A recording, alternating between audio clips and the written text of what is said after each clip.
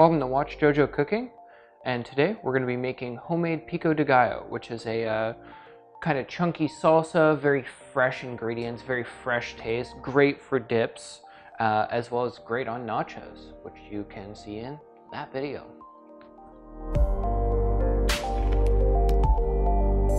We have our tomatoes, the base of our salsa we're working on here, our pico. We have some jalapenos here, less than you think you need for heat. Very, very potent, very tasty, very sharp. Garlic, another sharp ingredient. Lime juice brings it all together. Red onion plays really nicely with all the ingredients mentioned. And then kind of the core flavor, which is a hot topic of debate. People love it or people hate it. Cilantro. It's super fresh, super tasty, very energizing for your dish. A lot of people either love cilantro or they hate cilantro because like everyone's taste buds are different, and some people like literally think cilantro tastes like soap. I think it tastes amazing. Maybe I just got my mouth washed out with soap too many times as a kid. First up, we need to half and core all of our tomatoes. Then we're gonna do a few slices here. I picked some pretty large tomatoes. You can pretty much use any tomato you want. I've made pico with Roma tomatoes before and it turned out fine. Tomatoes, tomato man. So once you have a bunch of slices, we'll go trying to keep them together, because it'll be a hell of a lot easier to cut.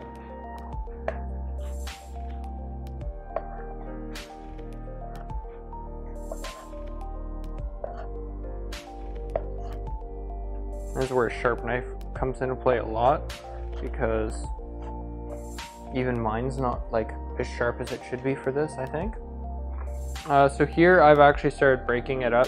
So I tried keeping the whole half together, but the tomato's so large that it had like zero structural integrity. So I chopped it so it was shorter, and then you can get a little bit cleaner of a cut that way. Next up, let's bang out this onion. So we're gonna go for like a small mince, like dice dealio. So we're gonna keep the core on, half it, peel it until we only have good layers. Like you can see that's a bad layer. And so I'll peel off all that and just rip. We're left with a pretty nice looking onion here. Once again, and this is with core on. Peel away the first layer here.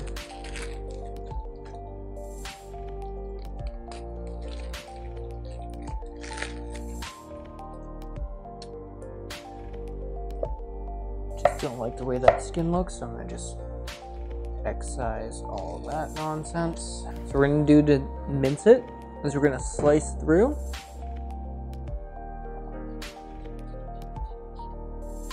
As thinly as possible. So we're gonna stop right before we hit the core.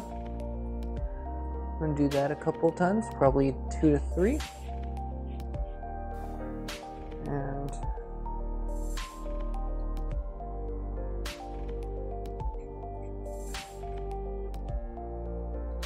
now we have those cuts. We do these cuts. Once again, going almost to the core, but not quite. And now for the most satisfying part.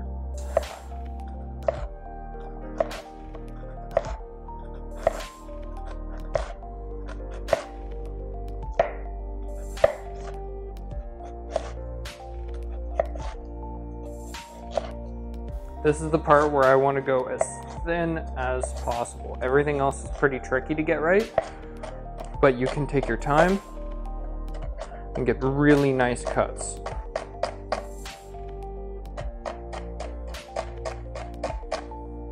Don't get me wrong, there'll be some strays, such as this clown. But for the most part, you're looking at a pretty friggin' fine chop here. So no complaints. Add that in. I always just swipe right off my cutting board. That's why I like to keep my cutting board pretty darn close to the edge, because I'll just swipe off whatever I'm trying to cut straight into the container in which I need to keep it. Now we're chopping up a bunch of garlic. Here we're gonna wanna go as fine as possible because we're not blending any of this.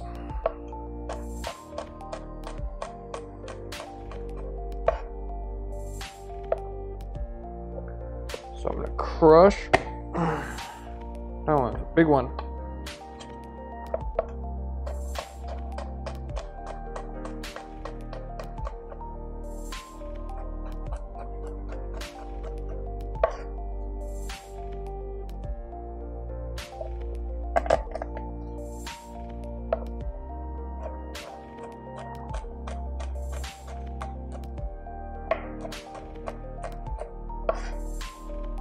Oof, my eyes. Oof.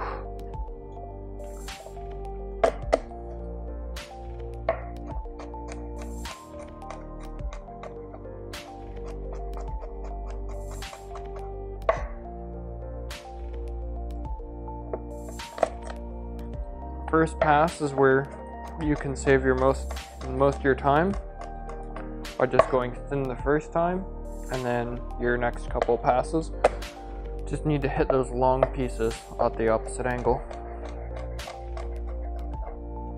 There. Oh man, these are really getting in my eyes.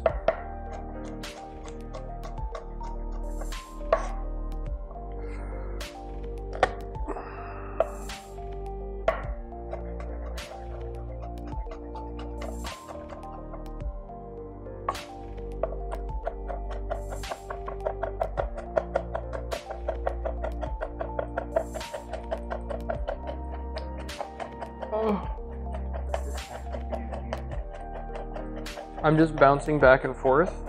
I'm making myself very stable, and I'm pushing it around a little.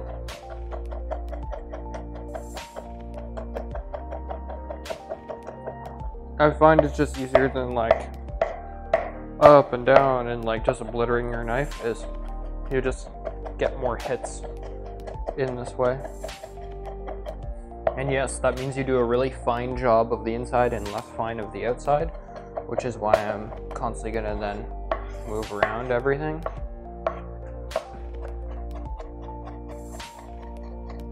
And switch up my angle every so often.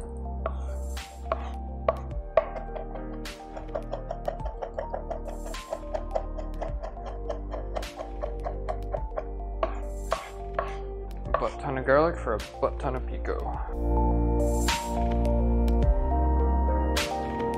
I'm gonna core these just like I would any other pepper. So worth noting, the jalapeno like spiciness will stick to your hands, and so like if you go to like rub your eyes or something, oh god, you will regret like just being alive. Also, if you have any cuts on your hands, wear a glove. It's like I've got a couple like micro cuts that I am just searing right up over. Honestly, you can use a spoon, but I feel like you might take away some of the substance while you're at it. And it's just like, because I'm a cook, I just get down dirty, use my hands for everything. I don't use, I don't even use like oven mitts when I grab things out of the oven. I just use like rags that I have sitting around. Just like bunch them up and just grab. So these guys want to get super thin. We're gonna do strips.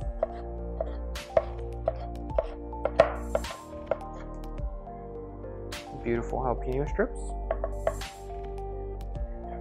And then we'll go for the mince.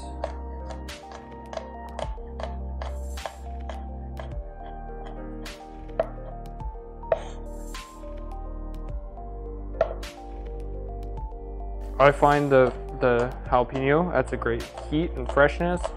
You could use pretty much any pepper you wanted.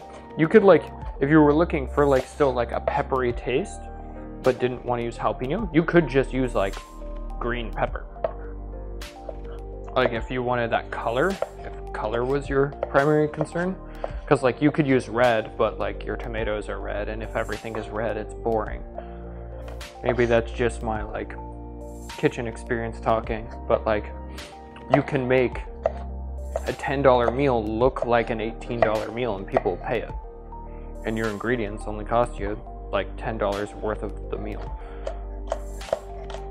So like in that case, it would be, your ingredients probably cost you about $3 for your $10 meal there.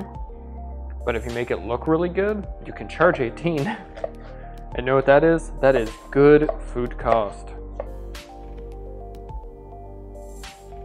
This trick is fantastic. So by puncturing it and twisting, so I loosen everything up by just puncturing it a bunch.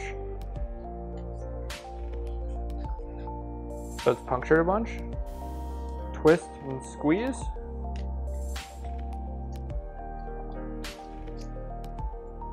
You can get most of those juices out pretty easily.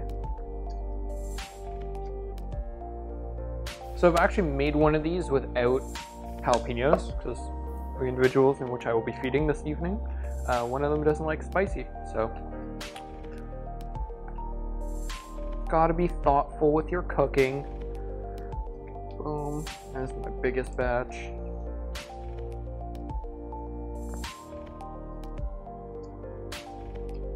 If you have a juicer, great, but fork it.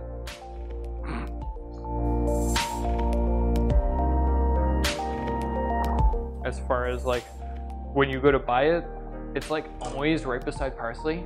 Like, know what these leaves look like, okay? They're not wrinkled, they're very flat, got a very fresh,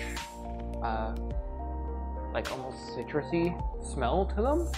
And like, if you could pop a leaf off, like,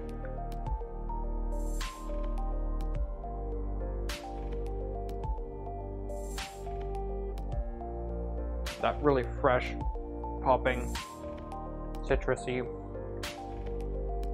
borderline soapy. Like I can see where one's taste buds can pick up on that. And just make sure you get the right stuff, because like it's happened and I've seen it happen. So here I've taken my herbs, I've rolled them as tightly as I can, bunch everything together, and I'll even bend it over. It's a pretty malleable herb here. I'm okay with a little bit of stemmage, but I don't want these huge stems. So once I've gotten that, I'm slicing through. It's very important to note that I am not pushing through, I'm slicing. So the difference between that and like chopping per se is that I am doing less damage to like cell walls, and I'm not just squeezing the flavor out of it and crushing it and bruising it and just ruining it perfectly good. A bunch of cilantro. So next up, change up my angle. I'll literally do the opposite angle.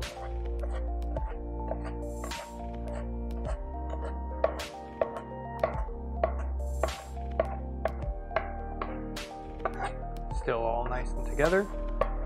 Go at it from a 45. I want to have the least amount of passes as possible. And finally, from the last 45-degree angle here, just trying to catch all those big pieces. Keep an eye out.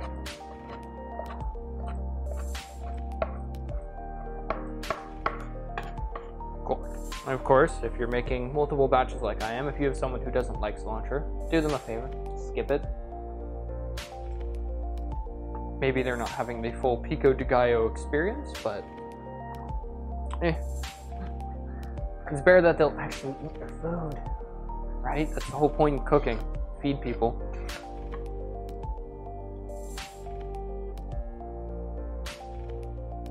Get the ladies. Everyone loves a man who can cook. And then everyone assumes that because you can cook, that you cook at home all the time. So everyone's like, oh, I have a wife. And my wife is always being told, oh, it must be so nice having a chef in the kitchen. No, I don't cook at home. I cook all day. Do you think I want to cook at home? No. But when I do, I have to have all my toys and all my tools to do it, because now I'm just spoiled rotten because I work in an industrial kitchen. Final ingredients: salt, pepper. Go pretty hard on your salt and your pepper here.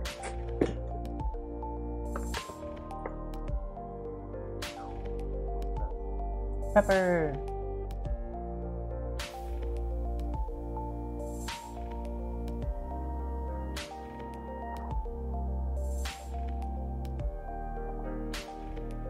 And if you wanted, you could actually just take a stick blender and just hit this a few times if you wanted a saucier pico. So this one I did first because it's my no jalapeno. And you're gonna lose some cilantro to being sticky. So that's my no jalapeno. I did that one first because the jalapeno flavor likes to stick around. So here you can use this just like as a dip for like chips. Like let's say you want even, you could use nacho chips like Tostitos or whatever, and then you could also just use like even just like some plain chips. They'd be pretty good on. I wouldn't use it with anything overly spicy. I wouldn't use it like with Doritos or something. So the next little thing I did for my my no spicy person, I made sure to use a very obvious bowl for them, so that when I go to store it, I'm gonna know, because you literally, unless you're really looking for it, you can't see the jalapeno, and it'll sneak up and it'll get you. Additionally, you'll notice that it's very watery. That's from the tomatoes breaking down. That's why I use the bigger tomatoes, as they actually have like more liquid to them, and they'll kind of break down on their own. If you use like a smaller tomato, then it's going to be more like skin and flesh to it, and you might actually have to emulsify a little bit, like blend a little bit, so that you have that liquid. I just find it is nicer that way. And additionally, I would, before serving this, let it sit for about half an hour or so, and that's because the lime juice I put in there is actually breaking down the food right now and like softening it up, and like the flavors are going into that juice and they're being spread around. So like I let it sit, I'm gonna give it a quick mix before I serve or use it, and then it'll be perfect. So and if you want to know more about citrus, we actually should have a citrus video up shortly. I would say this lasts in the fridge probably about 5 days, and maybe longer. If you keep your fridge nice and clean, you have nothing going bad. Because the problem is, even if these are as airtight as possible, I find with a lot of fridges you end up with a lot of leftovers, or you don't wrap something quite right, or something goes bad, or you have cheese that like goes bad, or meat, God forbid, meat goes bad in your fridge. It'll actually start tainting the air in your fridge and start tainting your goods. So make sure you have a tight seal on there, whether it's a really good seal of saran wrap, put it in Tupperware, make sure it's closed nicely. And of course, every time you cook, before you go to put away your food, you should go through your fridge, figure out what is going bad, get it out of there. And honestly, you should like revisit your fridge every time you cook, because the amount of food that the average person throws out is ridiculous. So today we did a fresh Pico De Gallo, or as I like to just call it, pico. It's a delicious fresh salsa with all fresh ingredients, very strong, present flavors that really like wake you up and have like a nice punch in them. Great for like a little like dinner powwow, like for an appetizer before your main meal's ready. That with chips. You could go the nacho route, which we'll do in another video. And you can, if you're looking for the nacho there and make it a full meal, my recommendation, just add protein. Boom, now it's a meal. Now it's expensive, now it's a meal. Thanks for watching. I'll see you next time.